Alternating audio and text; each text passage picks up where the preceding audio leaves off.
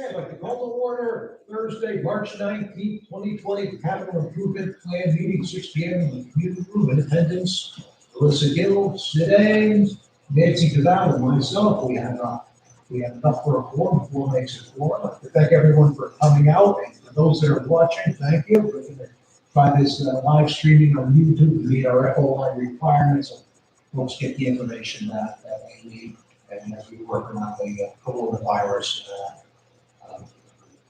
issue here in the state of Connecticut. Tonight's agenda is going to be pretty short. I really just wanted to take this time to give an update on the CIP, where we stand now, and as well as one specific update, which is relative to a project that the Board of Ed is looking to undertake. So as it stands now, over the next week or so, I'm going to take our spreadsheet. I'm going to plug the numbers into it so we know where all those stand. So we'll look at what the request for funding is for fiscal year 2021, and we'll plug in the numbers for the out years, and then we can take that opportunity to look at the total on that and see if there's any places where we might be able to make some changes. So we have that capital improvement budget comes in to find the expectations. Tonight, in terms of the one project for the school that was I call it mission critical, which is the financial services software upgrade. The SunGuard, I believe, and correct me if I'm wrong on this, I'm going from memory, but SunGuard, which was the package that was used for financial services at the school, has been obsoleted. It was stretched out for 1 year, and now it's at its real end of life cycle, and a decision has to be made. They need to get the new software package in. They've identified that package. It is about, I'm going to say $50,000, $45,000 to $50,000 to have that package purchased and installed.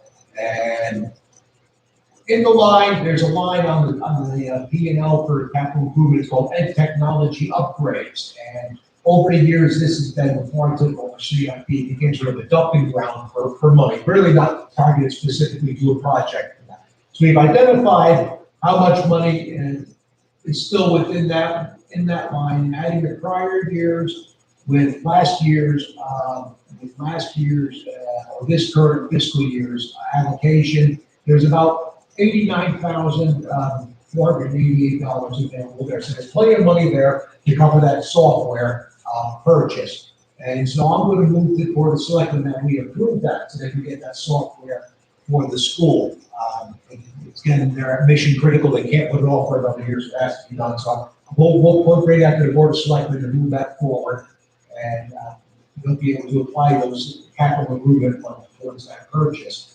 The other thing that has come up, which has been a big item, which has been talked about in the school, is the phone system. At this point in time, I'm not going to recommend to the Board of Selectmen that we move forward on freeing up money for that from this line. A, I'm not sure how much is going to be available, so I'm going to make sure we don't overextend. And B, to do that project would also involve bringing vendors in. At this point in time, with the school in lockdown mode, we don't want to have vendors really in there now, putting in a new phone system. So I'm not going to move that forward to the Board of Selectmen. That's something too, which is nice to have, but from what I understand, it's not as of yet mission critical, and that's a project that can be looked at and analyzed again. And I do believe that in the for fiscal year 2021, there was $15,000 which was requested for a phone system upgrade, which is already next year's request for funding for 2021. So that's where that stands. I'm going to run the numbers. I'm going to put them together, and I'll get that information out to all board members. We'll just send that out to everyone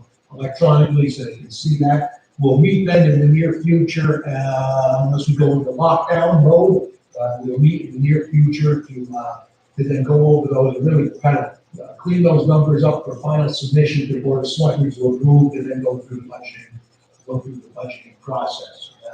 On that note, we sort of lumped all four agenda items into one, but that was going to be. What was that?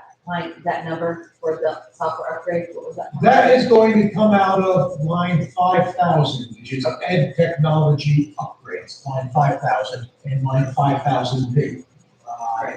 Both of which combined have about $89,000 in there backing out the other expenses. All right, any questions, comments? I think we're good. I appreciate everyone coming out. We exercise social distancing. Sid, you went a little bit far. It was 6 feet, not 16, but that's good. I appreciate what you say. You know, we're in interesting times. I said to someone the other day, I can guarantee, when I started, last year, I can guarantee one thing: the state would cut our education cost sharing money. That was a given. I had no thoughts about a pandemic and what that would do, to how we do our town services. But we've done pretty well. I've worked closely with the Board of Education, the superintendent, we have great lines of communications. We have a very reliable emergency management director, Roy Piper, who has done that for the state again for a number of years. He's a go-to guy on anything getting through the state and bureaucracy here at the town hall. Although we're not open to the public, we are still serving the public as best we can through appointment, phone, email, and that's been pretty successful.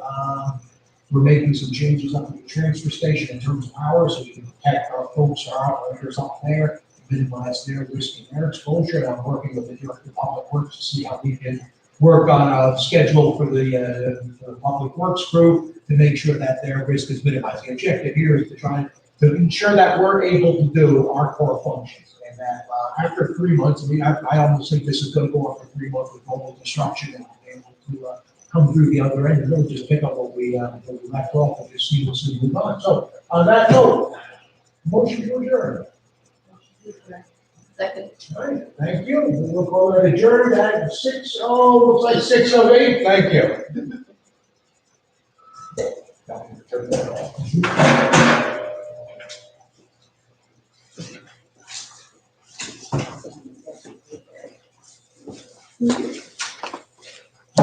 Let's see, end stream, we got it. I said I was on my best behavior.